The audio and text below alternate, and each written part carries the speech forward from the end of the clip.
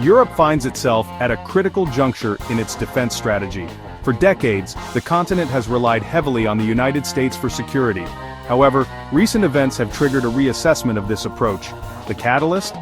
A televised meeting between then US President Donald Trump and Ukrainian President Volodymyr Zelensky. Trump's criticism of European defense spending, coupled with broader concerns about US commitment to NATO, sent shockwaves across the Atlantic. The meeting exposed a growing rift in the transatlantic alliance, raising questions about Europe's ability to defend itself. European leaders were forced to confront an unsettling reality. The continent's security could no longer be taken for granted. This realization has sparked a wave of changes in defense policies across Europe. From increased military spending to a renewed focus on self-reliance, the continent is undergoing a defense revolution. The implications of these changes are far-reaching. Europe's evolving defense posture has the potential to reshape the global security landscape. It also raises questions about the future of NATO and the transatlantic partnership. As the continent navigates this new era, one thing is clear: the days of complacency are over. Europe is waking up to the need for a more robust and independent defense strategy. The shift in European defense policy is evident in a number of key areas. One of the most significant developments is Germany's decision to scrap its constitutional debt brake. This move paves the way for a massive increase in defense spending, potentially unlocking hundreds of billions of euros over the next decade. Germany, long hesitant to embrace a more assertive military role, is now signaling a willingness to invest heavily in its own security.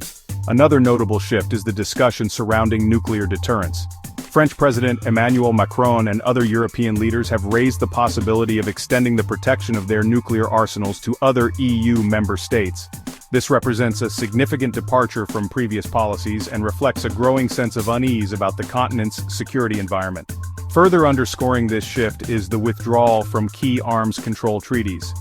Poland and the Baltic states, particularly concerned about Russian aggression, have pulled out of the Ottawa Treaty banning landmines.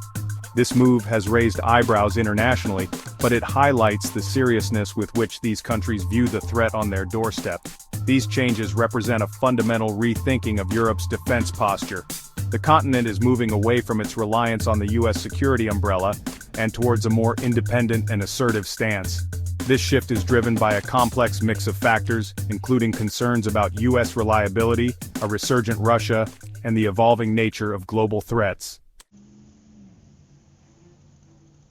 While the overall trend points towards a more robust European defense posture, the continent is far from united in its response. Some countries, particularly those on NATO's eastern flank, are pushing for rapid increases in defense spending and a more muscular approach to security. Poland, for example, has announced plans for mandatory military training for all adult males, a move aimed at bolstering its defense capabilities. Others, however, are hesitant to embrace a more militarized Europe. Spain and Italy, for example, have resisted calls for significant increases in defense spending. They argue that the focus should be on addressing the root causes of conflict, such as poverty and inequality, rather than simply pouring more money into military hardware.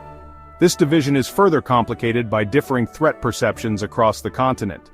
Countries like Poland and the Baltic states, which share a border with Russia, view Moscow's actions with a sense of urgency. They are pushing for a more confrontational approach, arguing that only strength will deter further aggression. Countries further west, however, tend to view the threat from Russia through a different lens. They are more inclined to pursue dialogue and diplomacy, arguing that a purely military response could be counterproductive. This geographical divide in threat perceptions poses a significant challenge to the development of a cohesive European defense strategy. Europe's defense revolution is still in its early stages, and its ultimate trajectory remains uncertain. What is clear, however, is that the continent is entering a new era in its security policy. The days of relying on the US for protection are over. Europe must now take greater responsibility for its own defense. This shift presents both opportunities and challenges. On the one hand, a more capable and self-reliant Europe could strengthen the transatlantic alliance by sharing the burden of global security. It could also give Europe a more prominent voice on the world stage. On the other hand, a more assertive Europe could lead to increased tensions with Russia and potentially undermine NATO's cohesion. It remains to be seen whether Europe can overcome its internal divisions and forge a common defense policy that balances national interests with collective security needs. The road ahead will be fraught with difficult decisions and potential pitfalls. However, one thing is certain: Europe's security landscape is changing, and the continent must adapt to this new reality. The choices made in the coming years will have profound implications for the future of Europe and the world.